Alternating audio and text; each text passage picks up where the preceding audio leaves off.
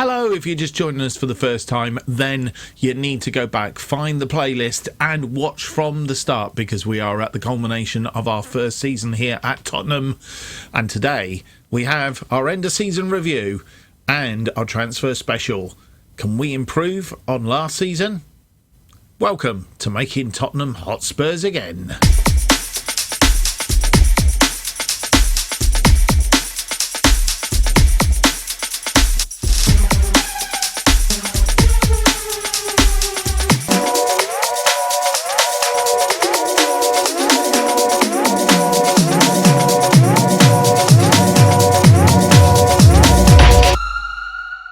Hello and welcome to episode number 17 of Making Tottenham Hotspurs Again. My name's Mark, and on today's episode we have our end of season review and our transfer special, where we try and improve the squad ready for next season, because our task, as we were going to end this series here, but we've decided to move it on, do one more season, and we want to try and retain the Premier League as well as win the Champions League. That is the ultimate aim, but is that going to be a bit of a tall order? And will we be able to bring the players in that we want? They are the question, should I say. But first of all, let's start off our end of season review, as we always like to do, with a quick look at the final tables. You'll see top of the pile, 89 points, 4 points clear in the end of Manchester City, who were in second on 85, Liverpool third on 81, and Arsenal finishing fourth on 78. Relegated from the Premier League, Wolves, Crystal Palace and Watford. Just for context, can we see who's coming up or not yet? Note the playoff final is between Blackburn and Middlesbrough. So one of those two sides will come up alongside Fulham and Bournemouth. Now, there's no great surprise. I think that's what's happened in real life as well. I don't know about Blackburn, but certainly as far as the promoted sides are concerned. Anyway, as we always like to do on our end of season reviews, is we have a look at how we got on in the various stages of the competition. First half of the season, as you will see, we were second behind Liverpool, 1 point behind Liverpool. Liverpool having a fantastic start to the season. Their first half of the season, much better goal difference than us, 35 to 24. Pretty much other than that, the only thing is they only lost 2 games. We lost 3, they drew 3, and we drew 2. So that's how we missed out on them. Manchester City coming a close third on 42 points, and Manchester United on 39 points, and then the rest I will let you see. Wolves, Watford and Crystal Palace near the bottom in the first half. Second half, again, we were second, this time against Arsenal. Arsenal having a stonking second half to the season. Where were they at the end of the first half of the season? They were down in, ended up fourth. 3, hang on, 1, 2, 3, 4, 5, 6, sixth. They were sixth after the first half of the season. Had a stonking second half, though they finished fourth, as you will see. Finished at the top of that. Only lost once, and that game, normally we can hang over here and see who they lost again, but they lost one game at the end of that season. 40 goals for, 13 against, 27 goal difference, 46 points. We were their second, 5 points, losing only 2, drawing 3 in that second half. So very much the same as the first half of the season, except the other way around. We only had 2 draws in the first half, lost 3. So that is how the second half of the season went for us. 2 very good halves of the season. Manchester City again, tucked behind us, 2 points, 43. So the story of their season as well.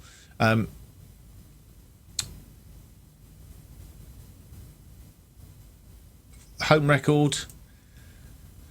Well, as you see, at home we didn't lose a game. The only side apart from Manchester United, they lost no games at home. Who were the game? Liverpool was the game. Hang on a minute, Liverpool. Oh, sorry, Leeds. They lost to Leeds, Liverpool, but Arsenal, who did they lose against then? In fact, they did very, very well. They only lost 2 all season. Oh, no, hang on a minute. We're looking at the home record, aren't we now? Only lost 2 at home. Liverpool and Chelsea. We didn't lose any at home, and I think that was ultimately how we got through, really by our home record. 51 points scored out of a possible 57, is that right? So it dropped 6 points all in all. Yeah, that's right. 3 2s are, yes. So I don't think we did very badly at all. Liverpool tucked in behind us, 50 points. Then Manchester City and Manchester United on 49, Arsenal on 43. So a resounding home record, which I think probably won us. And actually, we were top of the pops when it came to away records as well, because 38 points gained away from home, losing 5 games. Brighton, Liverpool, Leeds, Chelsea and Manchester United, they were the sides that were. Liverpool we just really couldn't seem to beat at all. 30 goals for, 22 against, a goal difference of just 8. So we did ship a few goals, but we scored more than we let in. That was the premise of that one. Manchester City having the tightest defence, but there again, they did lose 5 games as well away from home. So shipping the goals. Wolves had a good away record, as we'll see from that. How did Wolves get on? Watford, Wolves and Crystal Palace not so good at home, and that was probably the thing that did for them. Right, combined. We have a quick look at the combined. I don't think it tells us any more than we already knew. And the last 5 games on the run-in, as you'll see, Arsenal having that fantastic run-in, didn't lose in the last 5 games. Go away. Manchester City didn't lose in their last 5 games either, drew 1. We won 4 and lost 1. In fact, that loss was the last game against Brighton, I think it was.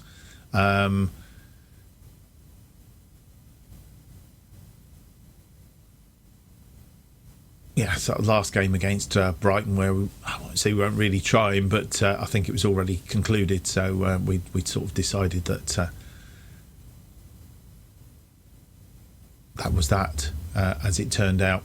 So that was the last 5 games. The media prediction, well, as you'll see, they had us down as being 5th, and we finished 1st. Manchester City were expected to win and finish 2nd. Liverpool expected to finish 2nd, finished 3rd, so they all dropped down 1. Arsenal did better than expectations, 4th, and were expected to finish 6th. Manchester United not doing so well, finished 5th, were expected to finish 3rd. Leeds 6th and were expected to finish 9th, so they did quite well. And Chelsea finishing 7th, were expected to finish 4th, and the rest is as it was. Crystal Palace and Watford expected to go down. Wolves expected to finish 11th and actually didn't do so well on this occasion. So that is how it all sets up for this new season. I think it's time for us to move on and have a look at the review of the season just gone.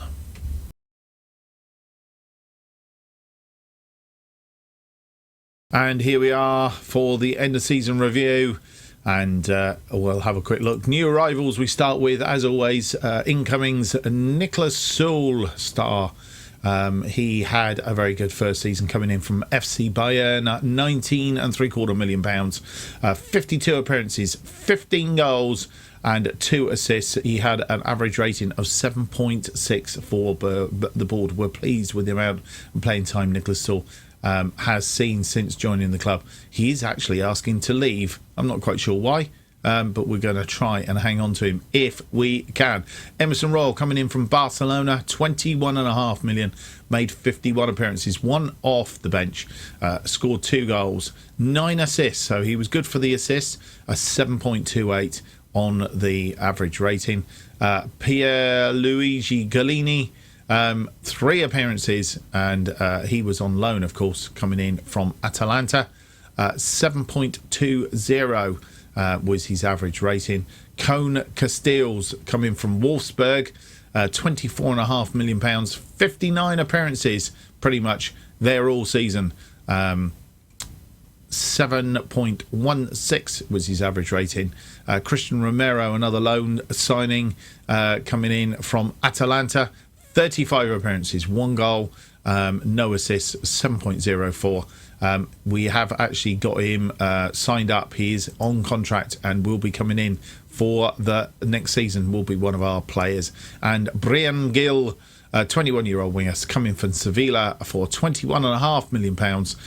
One appearance, 31 from the bench, so he was a flying sub, scored 2 goals, a 6.80. Looking for him to do a little bit better next season. Transfers out, I won't go through all these because... well, as you can see, Joe Hart, veteran goalkeeper, he went out for £1 million to Celtic. Moley, any notables? Hune Foyth went to Villarreal for £12.75 million. Eric Lamela, £12 million part exchange to Sevilla. And Joe Roden, Borussia Dortmund, £12.25 million. They went out, and out of all of those, Kazia Sterling went to Potter's Bar and had a 7.26 season. I would say too much around that. Fagan Walcott went to Middlesbrough, played 13 times. I suppose Johan Forth in his Villarreal, 41 appearances, 3 goals and 3 assists, 7.23. That's how it was. How did we perform this season? Well, we already know that we won the Premier League. Excuse me. We'll come to standout games very soon. Of course, final position was first. Our average home attendance was 60,997, 97% of capacity. Top scorer in this competition was Harry Kane with 17 goals. And the board expectation was just to qualify for the European Champions Cup, which we did that resoundingly. The European Conference League, we were the winners. Again, 60,997. Harry Kane, top scorer again in this competition, 12 goals. Board were pleased that we won. Only give us a B- for that. That's not very good, is it? Some of the scores that we had, of course, aggregate wins were resounding against Anderlecht, 8-0. Eindhoven 11-3, I think it was, and yeah, the rest pretty much we didn't break a sweat, even down to the final Olympic Lyonnais, a 2-1 win in that one. So our board expectation was to win the European Cup, which we did, so met expectations there. Quarter-final of the FA Cup, again 60,000. I'm not sure if this is just the game doing this. 3 goals from Son and Kane, top scorers. Board pleased to reach quarter-finals. We were knocked out by our enemies, Liverpool, who we just don't seem to be able to get around at all. We need to see if we can do that this season. 7-0 win against Cheltenham, 1-0 against Chelsea, 3-2 win against Leeds United. That was squeaky bum time, but then just capitulated against Liverpool. And who knocked us out of the Carabao Cup? Oh, there you go. It was Liverpool. Harry Kane, top scorer, 5 goals in this one. The board were not important, but then gave us a C. So, to you. Knocked out in the semi-finals by Liverpool, 8-0 win against Barrow, 1-1 against Leeds. That must have been beat them on penalties. West Bromwich Albion 2-0, a 3-3 draw in the first leg against Liverpool, and then a 0-0 against Liverpool in the second leg. And I think they won that on... Did they win that on penalties? I think they must have done. So that's how we managed to get on in competitions. Our biggest win was the 8-0 win against Barrow in the Carabao Cup. Matches to remember was a 3-2 win at the Etihad against Manchester City. I think that probably really sort of set the icing on the cake as far as our win was concerned. And a goal of the season came from Harry Winks. A goal from 22 metres which called past the goalkeeper, Harry Winks, in the game against Friera. I'm not sure whether we can see this or not. I don't think we can, actually. But we will go and have a look in just a moment. Let's see if we can get in here. No, the match isn't available, so we can't see the goal of the season. Very disappointing, that. If somebody knows why that happened, because I'm sure it's happened, it's not happened in the past. Must be something to do with the way I've set up. Bearing in mind that we're still running a beta version here of this, because we won't go into why we're still running a beta version right now, but maybe it's something that's been fixed in the latter versions. If you know, leave me a comment. I'll be pleased to hear from you. No sponsorship deals, no new sponsorship deals this year. 136 million sponsorship, 88.74 million broadcasts, 13.66 corporate hospitality, 53.17 competition money, match day commercial and retail 3.77 million, top shirt sales, Kane of course, Son, Sul, Dembele and Lo Celso, 14.46 in merchandise sales. How do we line up? Well, I think this is the familiar side. Best 11 was Casteels, Reguilón, Romero, Sul, Emerson Royal, Dembele, Lo Celso, Son, Ali, Lucas Moura, and Harry Kane up front. That was the team of the season, most of which picked up higher than 7 ratings, apart from Reguilón and Dele Alli. Accolades, I won Manager of the Month in October, English Premier Division Manager of the Year, so I should think so. Club Awards, Fans Player of the Year was Nicholas Sewell, Young Player of the Season, Emerson Royal, Signing of the Season, Nicholas Sewell, Goal of the Season, Harry Winks, we've already mentioned but can't see it. Harry Kane was top goal scorer, 37 goals in his season. Min Son, 21 assists, so he was the assist king. Nicholas Sewell, 14 players of the match, so you can see where he's 7.6 top average rating. And Eric Dyer had the most passes completed per 90 minutes, 94 passes in 90 minutes, so he was very, very good when he played. He didn't play that often. Competition awards, Harry Kane won the Golden Boot for the Euro Cup, the Conference League Cup. Min Son won the Asian Footballer of the Year, and the Euro Cup Player of the Season was Nicholas Sewell. So he's picked up a cluster of awards this season. Record breakers, new records set, assists 21 in a season for Son, 27 clean sheets from Casteels. A good season for him. When you think that's that's a good half of more than half of the games that we played in the Premier League. I know they weren't all clean sheets in the Premier League.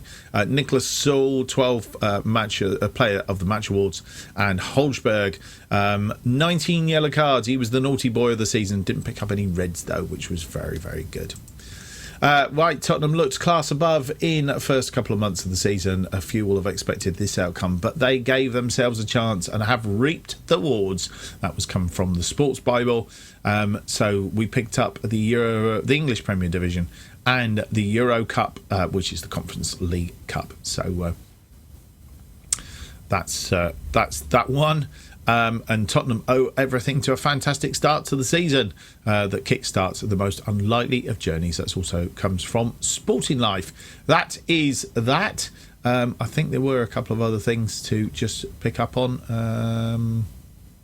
Said Sewell wins Player of the Season. Harry Kane was second, and Lo Celso. So we're a clean sweep for the Europa Conference League as far as that is concerned. Harry Kane, top of the pops when it comes to goals, 12 goals from 13 appearances, 2 assists.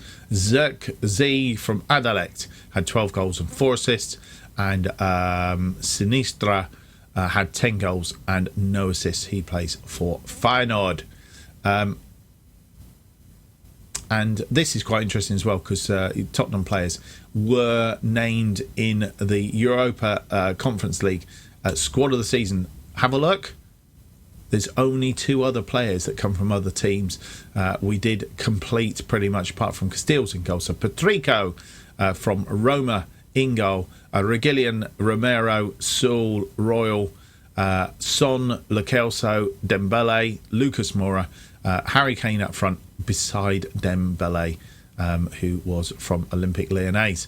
Maybe that's the side that we ought to try and pull together for next season. Patrico, I need to do a bit of research on him. He's not for sale. We'll scout the player, that's for sure. He's 34 years old, mind you. But actually came out on top in that particular competition. Right, well, that's the roundup of the season just gone. Let's have a look at see whether we can actually bring in some new players for the coming season. Let's have our first look at the transfers. A roundup from the 1st of January.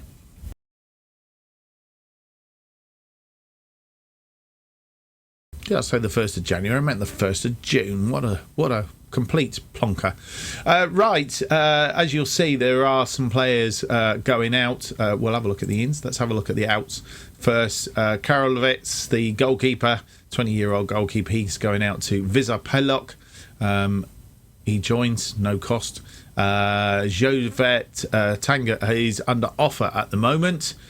He looks like he will be going out on loan. Matt Doherty, he's already set up a transfer to Rangers. He goes out on the 6th of June for 10.75 million.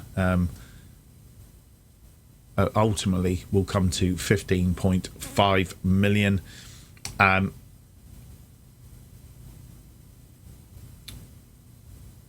Diego Santiago is going to Linares. He joins on the 1st of July. He's going out for a freebie. So they are the ones that we've got going out at the moment. Coming in, as expected, Christian Romero, who's been on loan with us for a season, is coming in. He's coming in on the 30th of June for £37.5 million. That's a lot of money to do. Budget transfer budget remaining £7.2 million. It's not a lot. And we need to buy some players. Desperately need some players. I'm thinking we need another goalkeeper as a backup. And we're also looking to maybe, if I can, obviously the squad is depleted at the moment. So we need Galini's going out. So we need another goalkeeper in here. We're not going to keep Galini again. In fact, I don't think they would let us have Galini again. We could do with a left-sided defender. Ben Davis is asking to leave. Regillion is our stalwart over there, but really he's only 2.5 stars. Could do with a 3 or 4 star. Somebody pretty much of a Emerson Royal 3 to 4 star over that side.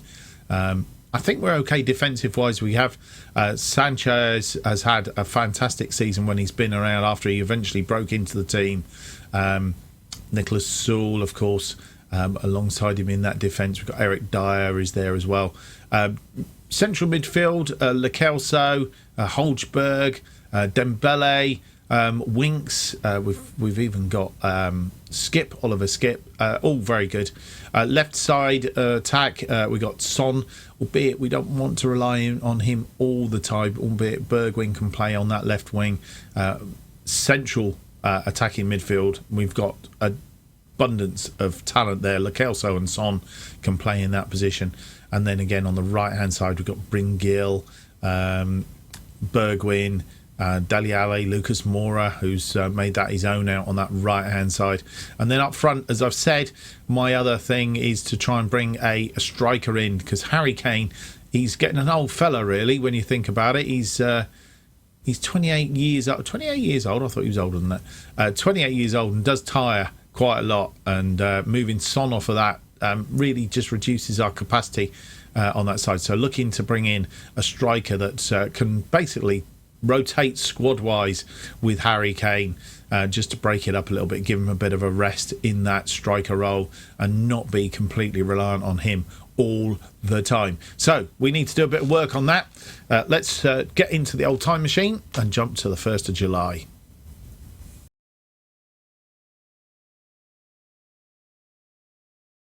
Well, very depressing. We have no money. We have no money, and we are struggling to get ourselves in a position where we can buy some players in. We're desperately trying to get these players in, but we can't do any deals. I've asked the director of football to bring in some players. I've put them on the target list, and he just keeps coming back and saying we don't have enough money. Don't have enough money. Financial wise, we have 8 million in the pot, but all these players are sort of 20, 30 millions, and we are really struggling to bring in players. So as you'll see from this screen, absolutely nothing going on. Christian Romero, the only player we brought in, 37.5 million. Going out, as mentioned, Jamie Bowden has gone out for 700k. Kurlovitz on a freebie. Santiago free. McCandy has gone to Blackburn on a free. And Pedder has gone to Middlesbrough on a free as well. So really struggling. I'm hoping by the time we get to the next jump in our time machine, we will have actually done some business, but it's not looking promising at the moment. And yeah, I'm also anticipating a few battles to keep some of the players that we've already got as well, which could deplete the squad without being able to replace. I don't mind players going out if we can bring in as good, if not better. But if we can't, then we're in trouble. What else has been going on? Since we had that win in the Europa Conference League final, we have been playing in the Club World Championship Group A, 2 games against INT, 6-1 win in that. Lucas Moura, Harry Kane, Son and Steven Bergwijn, including Dembele, because you can't see it on this screen. And then Zemalek, a 6-0 win in that, which put us through to the quarterfinals. Harry Kane scored a hat-trick after, or 22-minute hat-trick. Bergwijn scored 2. Brian Gill scoring the other. But then we lost out to Man U FC. A 2-1 loss, which was really annoying. Lucas Moura getting our consolation goal a minute into injury time, but it was too little, too late. But we can also see that there are a number of games, because the fixture list has dropped, and we can see what our first episode 18 will be. It's going to be Manchester United versus and Southampton. Manchester United at home, Southampton away. But in the meantime, we have 3 games in our training camp that we're out in Singapore. So 3 games. That's 2 games out in Singapore, and then we have a game against Copenhagen, and then a final warm-up game in our final friendly against Celtic, and then Community Shield against Manchester United, followed the following Saturday by our opening Premier League game again against Man U FC. So that will be our next episode, so we'll look forward to that. Right, without any more to do, let's jump to the very start of the season, somewhere around about, and we're going to normally stop on the 1st of August because games wouldn't start until early August, but because of the World Cup, as you'll see from this, finished the last game on the 5th of November. We don't start back until 28th of December. We have a gap there.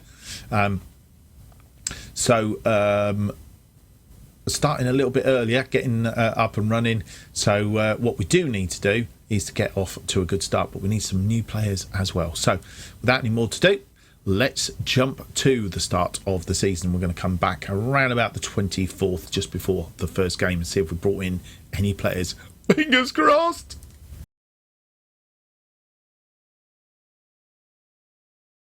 Well, it's not all going according to plan, I can assure you. As you will see, we do have a couple of incomings. Andre Silva has come in from RB Leipzig for 52 million. Yeah, 52 will go up to 57 million pounds, as Josep Martinez is in for £1 million. We'll have a look at who they are and what they're doing very, very shortly.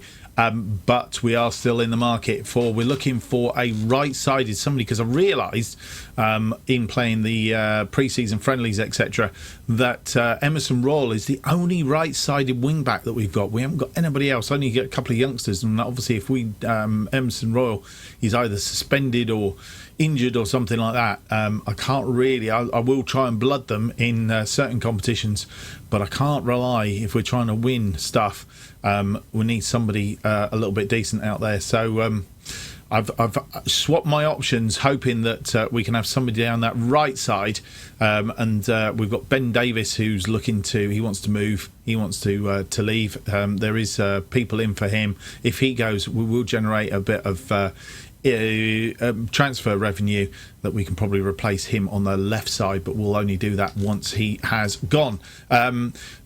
So those two coming in. Going out, I think Pedler was last one, and Marcel Leviner has gone out on loan to Leyton Orient, and Troy Parrott, who did play a couple of games in pre-season and appears to be quite good, actually.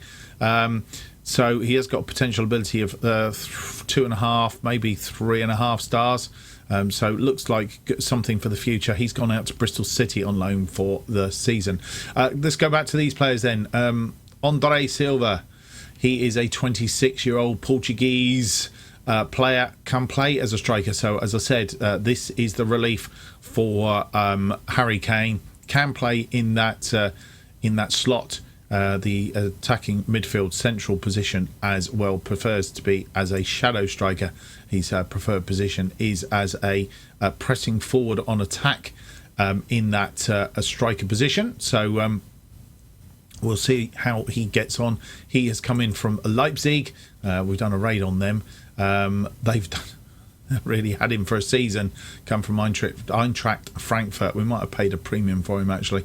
And as you can see, they've spent 19.75 million. We've actually paid 52 million for him, which seems a bit extreme, really. But hey, let's hope he does the business. Otherwise, I'm going to be egg on my face. The board won't be very happy at all. 28 appearances, 18 goals he scored last season, 4 assists, 2 player of the matches, 7.36. So as long as he can do the same here in the Premier League, we will be all right. That's Andre Silva. And Josep Martinez, he is a goalkeeper.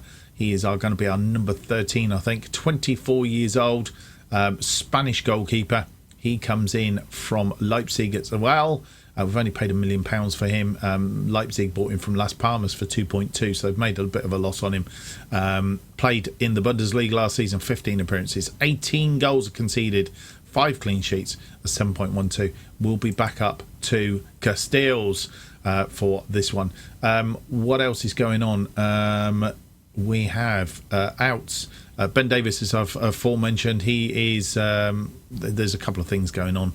Aston Villa want to take him on loan and then buy him. Olympic Lyonnais have offered 15.75 million up front, 26.5 million total value for him, so that's good money. That will come in, and hopefully then we'll be in a position to, as I said, buy somebody else on that left side. And Alfie Devine is looking to go out on loan until the end of the season to QPR. That's how we got coming ins. I think that is just a scout at the moment, so we haven't got any other irons in the fire. I can't really even tell you who the player is that we're looking at to bring in on the right or left side. So still needs a bit of transfer activity, but as you will see, we've got £46,000 at transfer budget left. So no chance as it currently stands. Albeit we've got £410 million in the bank. Come on, Levy, get your hands in your pocket, man, and spend. Right, finally then, before we go for the end of the episode, let's have a look at how we've done in pre-season. Pretty much our 2 games that we played out in Singapore, 9-1 win against the Singapore Armed Forces Sports Association. Goals for Sewell, Gill, Emerson Royal, Harry Winks, Harry Kane, Dele Alli 2, and Troy Parrott, as I said, he did get on the score sheet after coming in. LC Lions City Sailors, Harry Winks, Harry Kane. How did I bring all them up before? That's probably because I can see all of them. Harry Winks, Harry Kane, who scored a hat-trick in 44, first half hat-trick, and Min Song after 29 minutes, no goals in the second half, 5-1 the final score. Copenhagen Football Club Copenhagen 4-1 win there. Lo Celso, Min Son scored 2 and Harry Kane getting the other. And then we played Celtic, 7-0 win against Celtic. Lucas Moura on a hat-trick after an 18-minute hat-trick. Nicholas Saul, Harry Kane, Nicholas Saul from the corner, I think. Steve Bergwijn and Ryan Sessegnon, who's come back on off loan. He can play on that left side, so that may be our replacement for Ben Davis on the left. And finally, Manchester United, we lost 2-0 to them in the Community Shield. Not what we wanted, but not the end of the world, I guess. But we need, hopefully, to turn that one over in our first game of the season at home at the Tottenham Hotspur Stadium against MUFC again. So that's 2 losses to them in pre-season. Let's hope it doesn't become a third. Right, I think that's all for this particular episode. A quick roundup of our season and also looking forward to the new season.